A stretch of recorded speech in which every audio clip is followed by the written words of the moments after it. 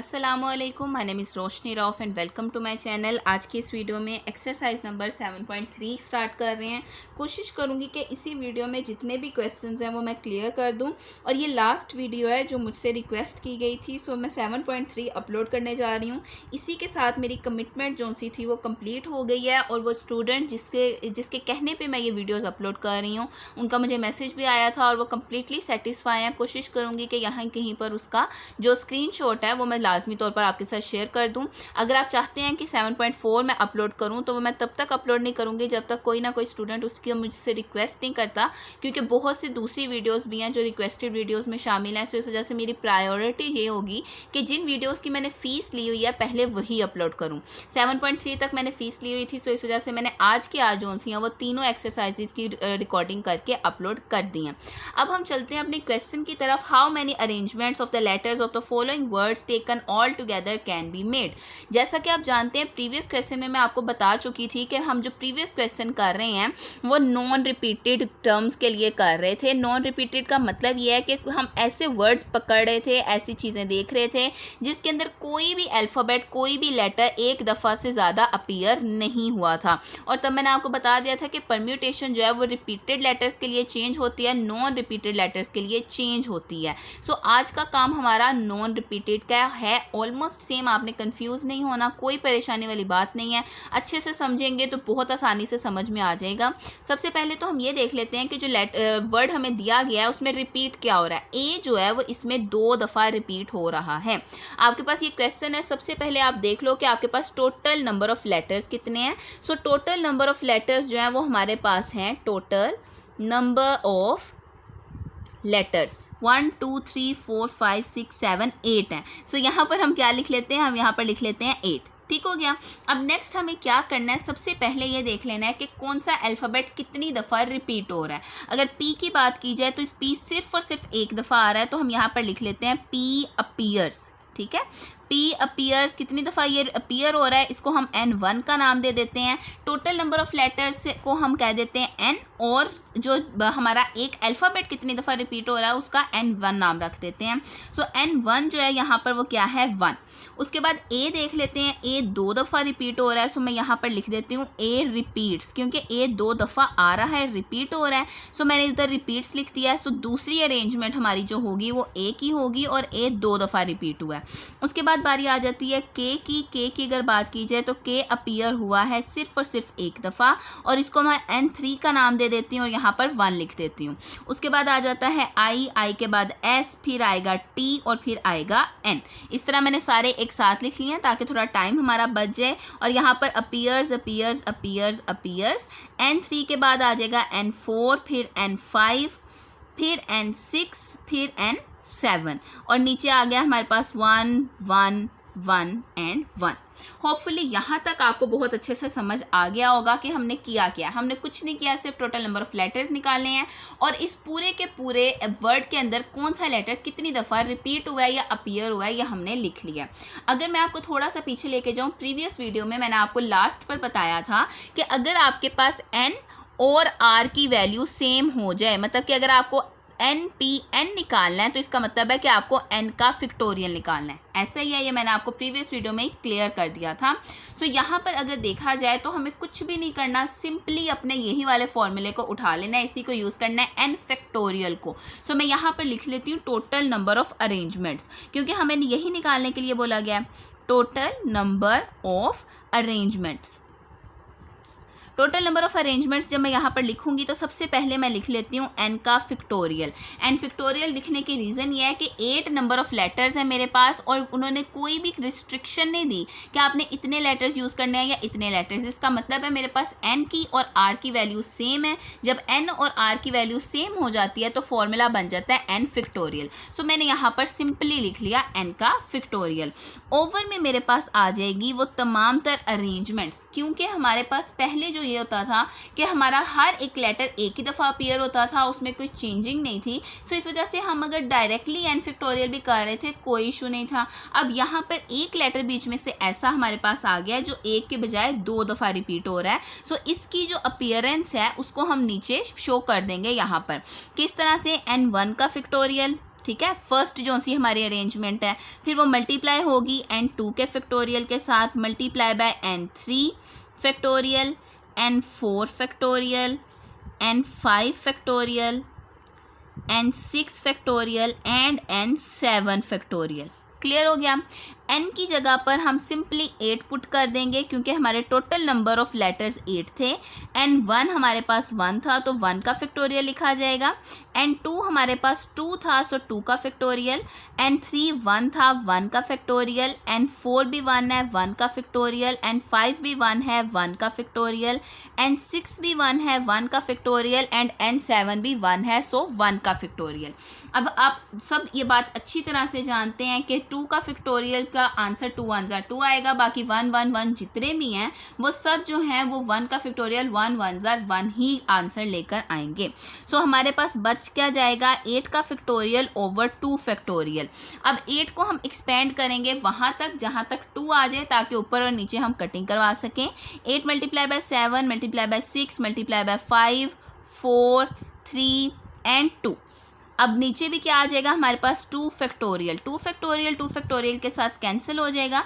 जब आप 8 को 7 6 5 4 और 3 से मल्टीप्लाई करेंगे तो आपके पास आंसर आ जाएगा 20160। ये है आपका क्वेश्चन नंबर 1 का फर्स्ट पार्ट। मैं दोबारा से रिपीट आपको एक दफ़ा करवा देती हूँ। जिस चीज़ को आप जितनी मुश्किल तरीके से समझने की कोशिश करेंगे वो आपका दिमाग उतना ही घुमाएगी। सिंपल रखें हर चीज़ को। आपको एक बात अच्छे से याद रखनी है कि कोई भी ऐसी परम्यूटेशन का क्वेश्चन जिसमें लेटर्स रिपीट हो रहे हों उसमें फॉर्मूला जो है वो सिंपली ये लगेगा, जिसके अंदर ऊपर टोटल नंबर ऑफ वैल्यूज़ होंगी जिसका फैक्टोरियल आपको निकालना है और नीचे आपके पास टोटल नंबर वो सबके सब होंगे कि कौन सा लेटर कितनी दफ़ा अपीयर हुआ है। ये जस्ट और सिर्फ जो रिपीटेड लेटर्स हैं उस सूरत में आपने इस्तेमाल करना है। अगर आपके पास नॉन रिपीटेड लेटर्स हैं तो फिर तो कोई मसला ही नहीं है, आप सीधा सीधा परम्यूटेशन का जो फॉर्मूला है उसको यूज़ कर सकते हैं। अब हम चलते हैं अपने नेक्स्ट क्वेश्चन की तरफ। नेक्स्ट क्वेश्चन क्या है हमारे पास, नेक्स्ट क्वेश्चन है मैथमेटिक्स। मतलब कि नेक्स्ट जो वर्ड है ना हमारे पास वो क्या है, मैथमेटिक्स।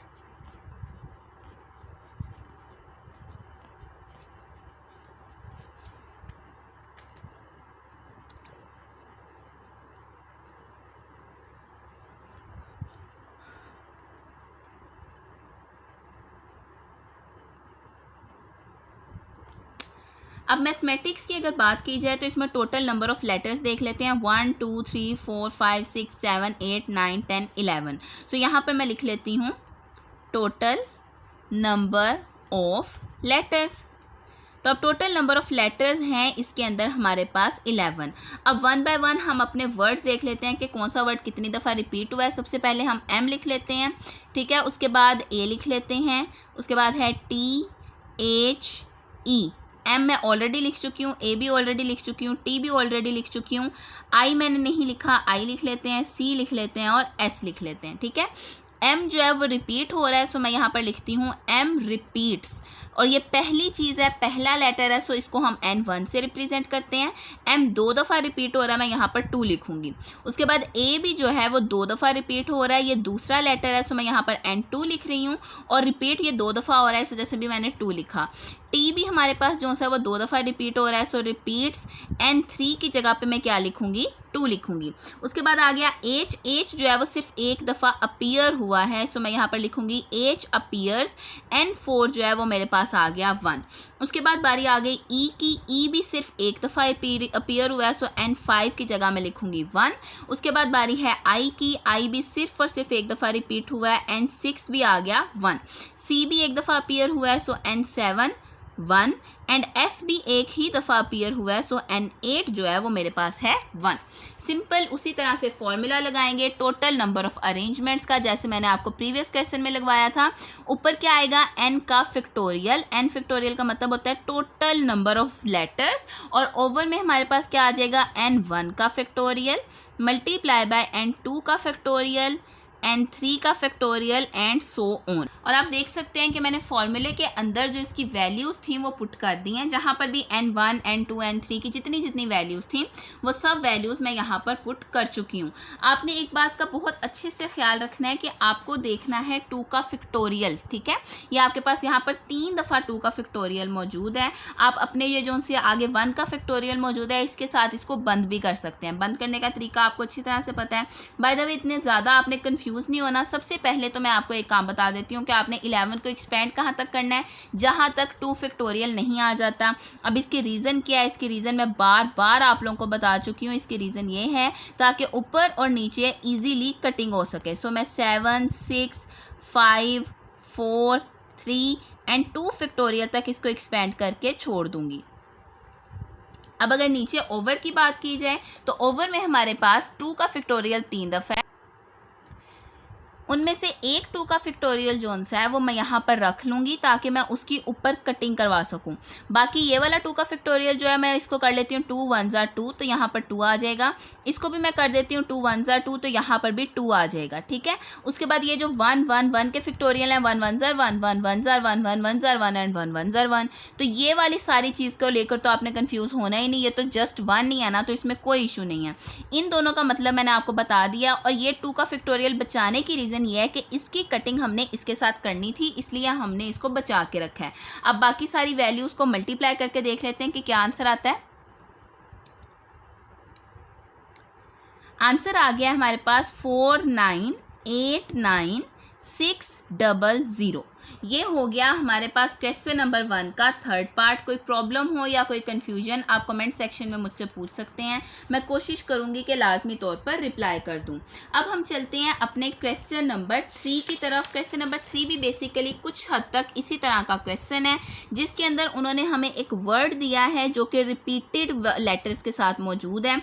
और हमें करना क्या है, अभी मैं आपको स्टेटमेंट पढ़कर सुना देती हूँ। How many arrangements of the letters of the word attacked. Letter क्या है, अटैक्ड, ATTACKED, ठीक है। अटैक्ड एक लेटर है, can be made if each arrangement begins with C and ends with K। उन्होंने लेटर दिया, पूरे का पूरा वर्ड दिया है और कहा है कि अगर हर एक जो लेटर आप बनाओ वो शुरू हो C से, हर अरेंजमेंट शुरू हो C से और ख़त्म हो K के ऊपर, तो फिर ये बताइए कि हमारे पास टोटल नंबर ऑफ़ अरेंजमेंट्स कितनी बनेंगी। सबसे पहले तो हम इनको काउंट कर लेते हैं। 1 2 3 4 5 6 7 8 8 हैं, जिनमें से 2 तो ये हैं, तो सेंटर में कितनी जगह बची, 1 2 3 4 5 6 7 एंड 8। 8 वर्ड्स में से या 8 लेटर्स में से 2 लेटर्स जो हैं वो ऑलरेडी अपनी जगह जोन सी हैं वो फिक्स कर चुके हैं। सो हम यहाँ पर लिखेंगे total number of letters, total number of letters except का मतलब है निकाल कर, किस किस को, C को और K को निकाल कर कितने बाकी बचे, 3 और 3 6, ठीक है। सो यहाँ पर हमने बेसिकली अरेंजमेंट निकालनी किसकी है, यहाँ पर हम बेसिक अरेंजमेंट निकाल रहे हैं बाकी 6 लेटर्स की। उन 2 की अरेंजमेंट तो हमें निकालनी नहीं क्योंकि इन दोनों ने अपनी जगह फिक्स कर लिया है, इनको हमने हिलाना ही नहीं। सो इस वजह से अब हम टोटल नंबर ऑफ़ लेटर्स जो 6 हैं वो लिख चुके हैं, बाकी लिख लेते हैं C और K को छोड़ के। A जोन सा है वो कितनी दफ़ा रिपीट हो रहा है, मैं यहाँ पर लिख लेती हूँ A रिपीट्स 2 टाइम्स, ठीक हो गया। उसके बाद T की बारी आ गई, T कितनी दफ़ा रिपीट हो रहा है, T भी 2 दफ़ा रिपीट हो रहा है। T के बाद A जो सा मैं ऑलरेडी लिख चुकी हूँ। C की बारी आ गई, C जो फिक्स्ड है। K की बारी आई, K भी फिक्स्ड है। बाकी रह गया E कितनी दफ़ा अपीयर हुआ है हमारे पास, E सिर्फ और सिर्फ 1 दफ़ा। और अगर D की बात की जाए तो D भी सिर्फ और सिर्फ 1 दफ़ा अपीयर हुआ है। सेम टू सेम प्रीवियस फॉर्मूले को यूज़ करते हुए मैं क्या करूँगी, ऊपर हमारे पास आ जाएगा n का फैक्टोरियल जो कि है 6 का फैक्टोरियल बन गया, और नीचे हमारे पास आ जाएगा n1 का फैक्टोरियल मतलब कि 2 का फैक्टोरियल, मल्टीप्लाई बाय n2 का फैक्टोरियल मतलब कि 2 का फैक्टोरियल, n3 का फैक्टोरियल 1 फैक्टोरियल एंड n4 का फैक्टोरियल जो कि है 1 का फैक्टोरियल निकाल लिया। अब नीचे देखें हमारे पास 2 फैक्टोरियल है, सो हम 6 को एक्सपेंड कर लेते हैं 2 तक। 6 5 4 3 एंड 2, ओवर में भी देख लेते हैं हमारे पास क्या है, 2 फैक्टोरियल है। इस 2 को मैं सिंपली 2 मल्टीप्लाई बाय 1 कर देती हूँ, क्योंकि मुझे एक 2 फैक्टोरियल की ज़रूरत है जिसकी मैंने कटिंग करवानी है, दूसरे की कोई ज़रूरत नहीं है। और ये 1 फैक्टोरियल 1 फैक्टोरियल 1 1 जार 1 हो गया। अब 2 की जब 2 के साथ कटिंग हो जाएगी तो हमारे पास क्या बच जाएगा, 6 multiply by 5, 5 multiply by 4, 4 multiply by 3। ये करने के बाद आप डिवाइड कर दोगे उसको 2 के ऊपर, तो आपके पास आंसर क्या आ गया, 180। इसी के साथ क्वेश्चन नंबर 3 भी हो गया। होपफुली यहाँ तक आपको क्लियर होगा। नेक्स्ट मैं करवाने लगी हूँ आपको क्वेश्चन नंबर 4, जो आपने बहुत ध्यान के साथ देखना है, क्योंकि आप इस क्वेश्चन में और क्वेश्चन नंबर 4 के अंदर कंफ्यूज हो सकते हो। मैं ये नहीं कह रही कि ज़रूरी हो, लेकिन हो भी सकते हो। हमारे पास क्या आ गया है, हमारे पास आया है how many numbers greater than. अब वो कह रहे हैं कि कितने नंबर्स जो से हैं वो हम अरेंज कर सकते हैं जो कि ग्रेटर होंगे किससे, 10 लाख से कितने ग्रेटर नंबर हो सकते हैं, can be form from the digits. और डिजिट्स उन्होंने हमें क्या दिए हैं, 0, 2, 2, 2, 3, 4 एंड 4। ठीक है, 2 3 दफ़ा रिपीट हो रहा है, फिर 3 और फिर 4 और 4 है। अब एक बात ज़रा गौर से आपने देख लेनी है कि हमारे पास जो उन्होंने हमें नंबर दिया हुआ है ना, वो क्या है, 1 000, 000। ये नंबर है। हमने इससे बड़े नंबर्स की अरेंजमेंट बनानी है इसको यूज़ करते हुए। फॉर एग्जाम्पल अगर हम 2 को यूज़ कर रहे हैं, 2 को 3 4 4, तो हमेशा बड़ी ही वैल्यूज़ आएंगी, क्योंकि 1 से बड़ा है, 2 भी 3 भी 4 भी 4 भी। लेकिन अगर खुदा ना ख्वास्ता आप लेफ्ट हैंड साइड पे 1 की जगह पर 0 पुट कर देते हैं, ठीक है, मतलब कि अरेंजमेंट आप कुछ इस तरह से करते हैं कि आप 2 की जगह पर, मतलब कि आपने अरेंज करना है ना, तो आप 0 को लिख दो। तो जब शुरू में 0 आ जाएगा तो ऑटोमेटिकली जो नंबर है वो छोटा हो जाएगा एज कंपेयर टू ये 10 लाख के। सो इस वजह से ये बात आपको अपने जहन में रखनी है कि 0 जो है, 0 शुड नेवर बी, कभी भी नहीं हो सकता, ऑन एक्सट्रीम लेफ्ट पोजीशन। क्यों नहीं हो सकता, मैंने अभी अभी आपको बताया है। अगर 0 एक्सट्रीम लेफ्ट पोजीशन पे आ जाता है, मतलब कि यहाँ पर फॉर एग्जांपल यहाँ पर 0 आप लिख लेते हैं, और यही वाली अरेंजमेंट चले मैं आपको एग्जांपल के तौर पे दे देती हूँ, 2 2 2 3 एंड 4 4। ठीक है, तो आप क्लियरली देख सकते हैं तो कि ऑटोमेटिकली यूनिट्स, टेंस, 100,000, 10,000, लाख, आपके पूरे का पूरा जो सा 10 लाख की ऑप्शन थी वो ख़त्म हो जाएगी, क्योंकि यहाँ पर तो 0 आ गया है। सो इस वजह से आप 0 को कभी भी एक्सट्रीम लेफ्ट पोजीशन पर नहीं रख सकते।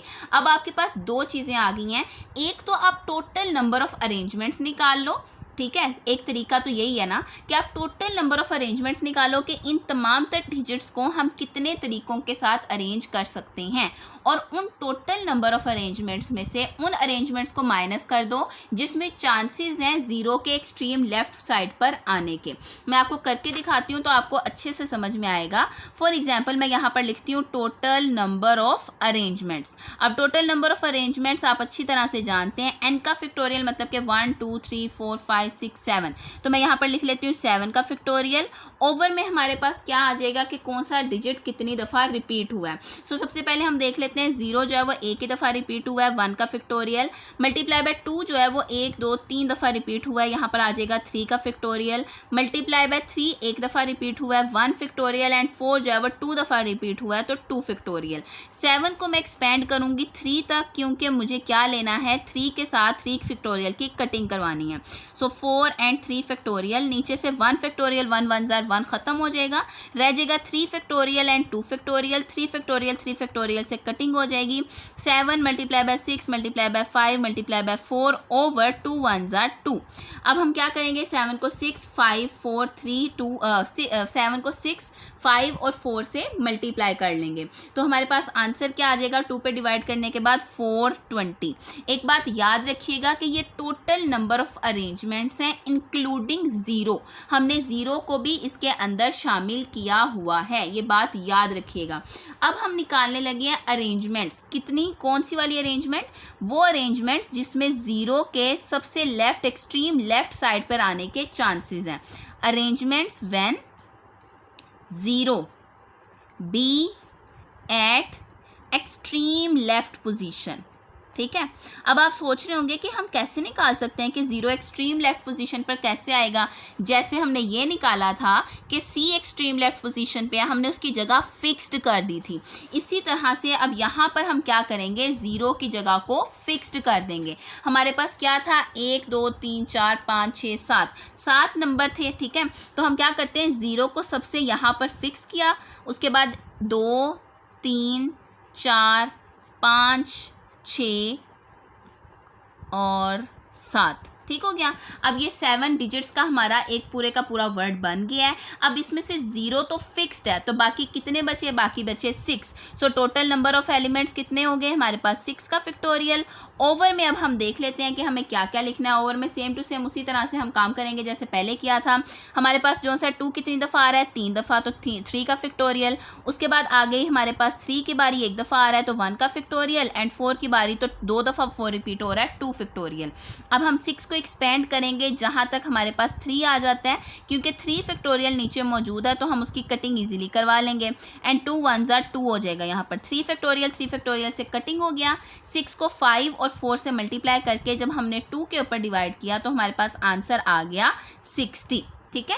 अब ये बात याद रखिएगा कि ये है टोटल नंबर ऑफ अरेंजमेंट्स, ये है वो नंबर ऑफ अरेंजमेंट्स जिसमें हमारे पास ज़ीरो एक्सट्रीम लेफ्ट साइड पर आ सकता है, और हम नहीं चाहते कि ज़ीरो एक्सट्रीम लेफ्ट साइड पर आए। सो इस वजह से हम क्या करेंगे, हम रिक्वायर्ड नंबर ऑफ अरेंजमेंट्स के फॉर्मूले में टोटल नंबर ऑफ अरेंजमेंट्स में से क्या करेंगे, जो ज़ीरो एक्सट्रीम लेफ्ट पोजीशन पे जिसमें आ रहा है उन अरेंजमेंट्स को माइनस कर देंगे।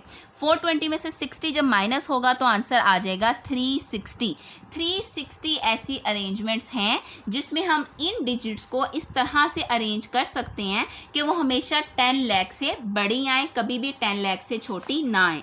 वीडियो थोड़ी सी लंबी हो गई है, लेकिन नेक्स्ट जो सिर्फ और सिर्फ 2 क्वेश्चंस रह गए हैं और बहुत आसान है। सो मैं सोच रही हूँ कि मैं इसी वीडियो के अंदर आपको कंप्लीट करवा दूँ। नेक्स्ट वीडियो सिर्फ और सिर्फ 2 क्वेश्चंस के लिए बनानी पड़ेगी, सो इस वजह से मैं यहीं पर इसको कंप्लीट करवा देती हूँ। हमारे पास नेक्स्ट क्वेश्चन है क्वेश्चन नंबर 11। अब क्वेश्चन नंबर 11 जो सा है ना, ये बहुत मज़े का है क्योंकि ये बेसिकली सर्कुलर परम्यूटेशन के हवाले से है। आपने बहुत आराम से समझना है, बिल्कुल भी परेशान नहीं होना। अब सर्कल के नाम से आप समझ गए होंगे कि एक सर्कल है, ठीक है, और आप इसकी एग्जांपल ले लीजिए। जैसे आपके पास एक की चेन है, ठीक है। अब की चेन के अंदर आपके पास बहुत सी चाबियाँ मौजूद हैं। अब जो आपके पास बहुत सी चाबियाँ मौजूद है ना, आपको अगर उनको काउंट करना है, कभी लाइफ में आपको उन चाबियों को काउंट करने का इत्तेफाक हुआ हो तो आप सबसे पहले क्या करते हैं, एक चाबी को हाथ में पकड़ लेते हैं, फिर बाकी चाबियों को काउंट करना शुरू करते हैं। क्योंकि अगर आप उस एक चाबी को नहीं पकड़ोगे तो आप सर्कल की सारी चाबियों को कभी काउंट नहीं कर पाओगे, आप हमेशा मिक्स करते रहोगे, ठीक हो गया। अब इसका मतलब ये है कि जब भी आप सर्कुलर परम्यूटेशन करते हो तो हमेशा एक चीज़ की जगह जो है वो फिक्स्ड हो जाती है। अब जब इसकी जगह फिक्स्ड हो गई है तो हम अच्छे से जानते हैं जब भी हम किसी भी लेटर की जगह को फिक्स करते हैं तो उसको टोटल नंबर में से हम माइनस कर देते हैं। सो अगर यहाँ पर 1 2 3 4 5 6 है तो हम 6 माइनस 1 करके इसका फैक्टोरियल निकाल लेंगे, तब हमारे पास टोटल नंबर ऑफ परम्यूटेशंस आ जाएंगी। यहाँ पर मैं आपको एक बात क्लियर करती चलूँ कि इसका फॉर्मूला बनेगा n-1 का फैक्टोरियल। अब यहाँ पर भी हमारे पास 2 कंडीशंस हैं। पहली कंडीशन ये है कि क्या हम इसको फ्लिप कर सकते हैं या नहीं। फ्लिप करने का मतलब ये होता है कि क्या हम उलट सकते हैं इस चीज़ को या नहीं। अब ये आपने बहुत अच्छे से समझना है। अगर चाबियों के गुच्छे की बात की जाए ना, तो आप बहुत इजीली उस की चेन को या उसकी रिंग को उलट सकते हो, ये फ्लिपेबल है। ऐसा ही है ना, मतलब कि आप उठा के उसको ऊपर नीचे जैसे मर्जी करो, वो फ्लिप हो सकता है। अगर तो फ्लिप हो सकता है तो आपका फॉर्मूला होगा n-1 का फैक्टोरियल ओवर 2। और अगर वो फ्लिपेबल नहीं है, अब आप कहेंगे ऐसी कौन सी चीज़ है जो फ्लिपेबल नहीं है। अगर आप एक गोल टेबल के ऊपर बैठे हुए हैं ना, मतलब कि एक गोल टेबल है और उसके इर्द गिर्द 4-5 लोग बैठे हुए हैं, तो आप ऐसा तो नहीं कर सकते कि उस टेबल को उल्टा दें, पॉसिबल ही नहीं है। सो इस वजह से कुछ चीज़ें ऐसी आपको सर्कुलर परम्यूटेशन में मिलेंगी जो फ्लिपेबल नहीं होंगी, नॉन फ्लिपेबल। उसकी सूरत में आपके पास जो फॉर्मूला आएगा वो होगा n-1 का फैक्टोरियल, तब आप उसको 2 के साथ डिवाइड डिवाइड नहीं करोगे। और ये फाइंड आउट करना आपकी अपनी जो सी है कॉमन सेंस की बात है कि क्या चीज़ फ्लिपेबल है, क्या चीज़ फ्लिपेबल नहीं है। सिंपल सी बात है, कोई आपसे पूछता है कि अगर मैं आपको एक की चेन दे रहा हूँ कि आप इसको फ्लिप कर सकते हो, तो कर सकते हो, तो आप ओवर में 2 लगाओगे। अगर आपको कोई कहता है 4 लोग एक टेबल पे बैठे हुए हैं, क्या आप टेबल को उल्टा सकते हो, तो आप नहीं उल्टा सकते, तो आप फॉर्मूला n-1 का फैक्टोरियल लगाओगे। क्वेश्चन देख लेते हैं। Question 9, how many possible ways can 4 keys be arranged on a circular की रिंग। यानी कि एक आपके पास की चेन है, उसके अंदर 4 चाबियां, आप कितनी तरीके से उसको अरेंज कर सकते हो। तो आपके पास है number of keys. Number of keys क्या है? सिंपली 4। अब रिक्वायर्ड अरेंजमेंट जोन सी है, मैंने आपको बताया था अगर फ्लिपेबल है तो आप क्या करोगे, फॉर्मूले के ओवर में जो है वो 2 लगाओगे, और अगर फ्लिपेबल नहीं है तो 2 नहीं लगाओगे। अब आपको क्लियरली नजर आ रहा है कि ये जो सा क्वेश्चन है इसमें हमारे पास फ्लिपेबल वाली कंडीशन है, सो मैं ओवर में 2 भी लगाऊंगी। एन की जगह 4 पुट किया, 4-1 का फैक्टोरियल ओवर 2, 4-1 मतलब कि 3 का फैक्टोरियल ओवर 2। 3 को एक्सपेंड करेंगे 2 फैक्टोरियल तक, ताकि नीचे कटिंग हो सके। जब ये दोनों आपस में कट जाएंगे तो हमारे पास आंसर सिंपली क्या आ जाएगा, 3। इसी के साथ हमारा क्वेश्चन नंबर 11 कंप्लीट हो गया। बहुत आसान सा क्वेश्चन था। अगर आपको कोई मसला हो, कोई प्रॉब्लम हो, आप कमेंट सेक्शन में पूछ सकते हैं। अगर आपको कहीं से कोई चीज़ समझ में नहीं आई तो वीडियो पीछे करके दोबारा से वॉच कीजिए, क्योंकि ये बहुत ईजी क्वेश्चन है, परेशान बिल्कुल नहीं होना। नेक्स्ट आ गया हमारे पास, how many necklaces can be made from 6 beads of different colours. अब नंबर ऑफ बीड्स क्या है हमारे पास, नंबर ऑफ बीड्स हैं हमारे पास, नंबर ऑफ बीड्स हैं 6। ठीक है, अब हमने क्या देखनी है, रिक्वायर्ड अरेंजमेंट। तो फॉर्मूला n-1 के फैक्टोरियल तक तो मैं लिख लेती हूँ ना। अब आप मुझे बताएं, क्या आप नेकलेस को फ्लिप कर सकते हैं या नहीं कर सकते? कर सकते हैं, बहुत आसान है। नेकलेस को उठा के ऊपर करें, नीचे करें, जैसे मर्जी करें, कोई इशू नहीं है। तो ओवर में हमारे पास 2 भी लगेगा। 6-1 का फैक्टोरियल ओवर 2, 6-1 मतलब कि 5 का फैक्टोरियल ओवर 2। 5 फैक्टोरियल को अब हम एक्सपेंड कर लेते हैं, सिंपली जिस तरह से किया जाता है, 5 4 3 2 एंड 1। ओवर में हमारे पास ऑलरेडी 2 है, तो हम 2 को 2 के साथ कैंसिल कर देते हैं। 5 × 4 × 3 जब हम करेंगे तो हमारे पास आंसर आ जाएगा 60। 5 4 20 एंड 23 60। एक बात मैं यहाँ पर आपको बताती चलूँ, बाय मिस्टेक मैंने इस क्वेश्चन में ये गलती की है कि यहाँ पर मैंने 2 फैक्टोरियल तक इसको एक्सपेंड किया है, इसको 1 तक एक्सपेंड करना था, क्योंकि ओवर में हमारे पास सिर्फ 2 है, 2 के साथ फैक्टोरियल मौजूद नहीं है। ये मेरी मिस्टेक होंगी। सो यहाँ पर आपने ठीक से इसको देख लेना है। ओवर में 2 के साथ फैक्टोरियल नहीं था, इसलिए हमने 3 को पूरा एक्सपेंड किया है। 2 को 2 के साथ काट के आंसर हमारे पास 3 आएगा। होपफुली इस वीडियो से आपकी बहुत हेल्प हुई होगी। 7.3 जो सी है यहीं पर क्लोज करते हैं। Thank you so much for watching this video. अल्लाह हाफिज़।